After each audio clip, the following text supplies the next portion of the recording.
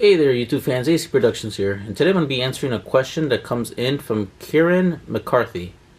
I'm trying to put a remote start on my R3 and I don't have a manual. Can you tell me where the starter relay is and the wire for the ignition is? Well, I'll do my best. Let's go to the bike and let me show you exactly where the starter relay is. Then I'll show you where the ignition cable is on the bike. Okay, first off, what you need to do is you need to get your key and remove the rear passenger seat. Alright, so once you remove your rear seat, now let me pinpoint to you where the starter relay is located. Now looking at it right over here, the starter relay is located right here. If you remove this rubber boot and peel it back, here is the starter relay connection. And then if you look towards the back, let me see if I can get a better view for you guys. Here in the back, let me peel away the boot a little bit, you're going to see the positive and negative cable that's along with the starter relay. Okay, so from this angle I removed my centerpiece that goes over here by the seat, so that way you guys could see.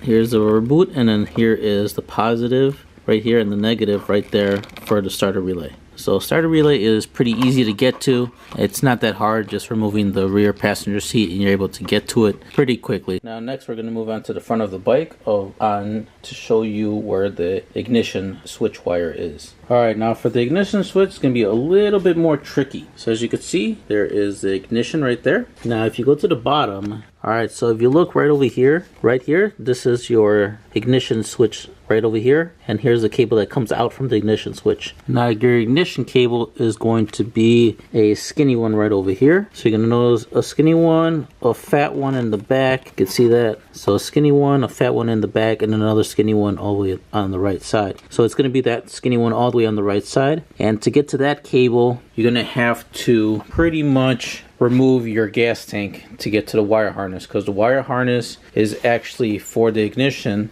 is going to be in here. So underneath in this little pocket area by your triple tree and the gas tank, so you have to remove the gas tank to get to that little pocket area to get to the ignition cable if you want to unplug it or pretty much go from there. But if you wanted to just access the cable itself, you would have to get an X-Acto knife or a hobby knife or whatnot, and then from here you could just go ahead and not this cable, this is your headlight cable, your low beam. You would just cut a slit into the casing of the cable and then access your ignition cable from there, and it's the blue wire inside the casing. Well, I hope this small video helps you on installing your alarm with remote start. I'm sorry I'm not able to go more in depth on how to install an alarm with a remote start for the R3. I may come across a system in the future, and if I do, I will definitely go into details on how to install an alarm with the remote start